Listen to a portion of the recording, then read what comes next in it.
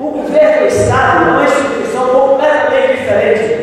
É uma instituição de dominação política de classe e é uma instituição que é fundamental no processo de acumulação capitalista, tanto no momento de crescimento da população como no momento da crise. Na crise, o que aconteceu? O Estado capitalista entrou nos Estados Unidos, na Europa toda, no Brasil, etc., segurando o sistema financeiro. E essa é uma das razões da quebradeira que Portugal, Grécia, Irlanda, etc., da situação da Grécia hoje. É exatamente o fato de que o Estado aumentou sua dívida pública para segurar exatamente a crise patrocinada pelo capital especulativo internacional. Certo? Então o Estado não funciona como os outros organismos. E mais, se a família pode chegar assim, eu vou cortar despesa, portanto não vou gastar para adequar o orçamento, a minha receita e mesmo a minha dívida. Se o Estado fizer isso, a professora mencionou no ano passado aqui, o Estado pode piorar mais ainda a situação. Porque se o Estado corta o gasto, ele leva o país a uma recessão. A recessão leva a redução da arrecadação dos impostos. Essa redução da arrecadação dos impostos diminui a receita. A família cortando despesa não reduz a receita dela, mas o Estado cortando despesa, no segundo momento, tem um efeito bumerangue que se volta contra o Estado, reduzindo a receita do próprio Estado e complicando mais ainda o serviço público. Entendeu? Então é uma disfarçatez esse tipo de coisa, a desinformação é geral na mídia, uma safadeza, você vê isso. E os economistas ortodoxos colaboram ativamente com esse tipo de mentalidade, com essa bobagem, certo? De que o Estado, então, o que a professora disse, o Estado, a dívida pública é um instrumento de política pública em determinadas circunstâncias. Agora, hoje em dia, principalmente na globalização financeira dos anos 90 para cá, essa política pública ganhou uma autonomia em relação a isso. Ela virou um instrumento da população financeira, pela própria população financeira, que se descolou dos gastos públicos. A dívida, a nossa dívida pública começou a crescer sistematicamente nos anos 80, quando o Estado começou a pagar dívida externa. Quando não tinha dólar, o Estado comprava dólar na mão do capital privado que exportava. Aí esses dólares, para ele comprar, ele comprava com título da dívida pública. Então a dívida pública começou a crescer. O capital estrangeiro não aplicava na dívida pública. Aí o capital estrangeiro era dívida externa. Mas aí o que aconteceu nos anos 90? Quando você engatou o mercado financeiro nacional ao mercado financeiro internacional. Quando você engatou, você levou o capital estrangeiro a entrar e aplicar na dívida pública.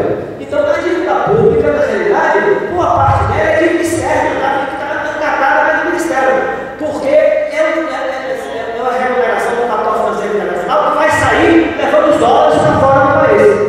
Entendeu? Então, essa dívida pública, ela se alimenta por ela mesma.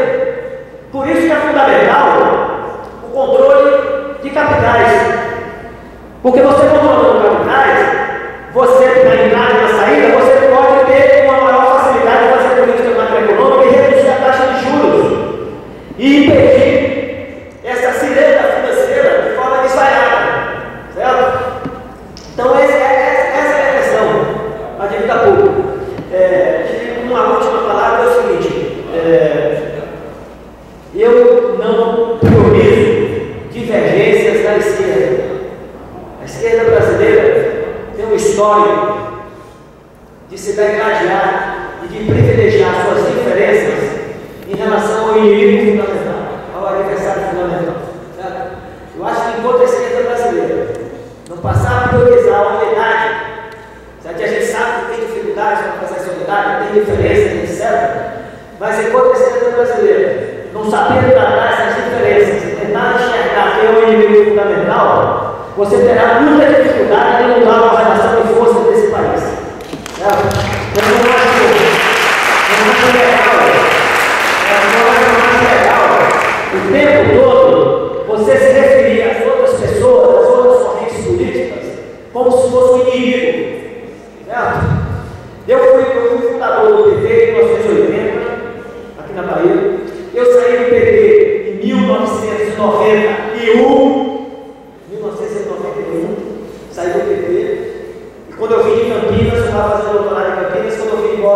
foi doutorado para cá, em 91. Eu assisti o governo do Jacob Klein em Campinas, foi um desastre total, inclusive o próprio PT de Campinas esfacelou o partido todo, desmontou o partido, né? E aquilo ali me deixou muito chocado, e quando eu voltei para cá, eu não gostei do funcionamento do partido aqui, eu saí do partido, eu me peguei fazendo críticas com esse livro, o partido não tem mais sentido eu ficar, então eu caí fora, certo?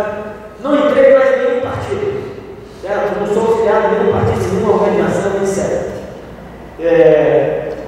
Mas não acho que as pessoas não devam ser, certo? Mas eu pessoalmente não me filiei mais a partido nenhum, certo? E continuei com a minha militância dentro das minhas limitações, etc. Certo?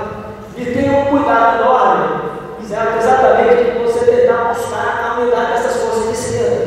Então eu reconheço que dentro do PT tem forças de esquerda, certo? Que estão equivocadas sobre vários pontos de vista que dificultam a situação. Mas você tem que entrar em aula com essas forças, certo? Inclusive porque o partido, com todo o transformismo que o partido sofreu, ele é uma referência popular enorme. Né? É que nem o Getúlio Vargas foi um populista que deu sérios problemas, etc. Mas tinha uma referência popular enorme. Né? Então você tem que levar em consideração toda essa situação. Né? Então eu realmente não privilegio essa coisa, eu tento enxergar a possibilidade de você unir esse governo brasileiro em cima de um projeto único de crítica à direita econômica, de crítica à direita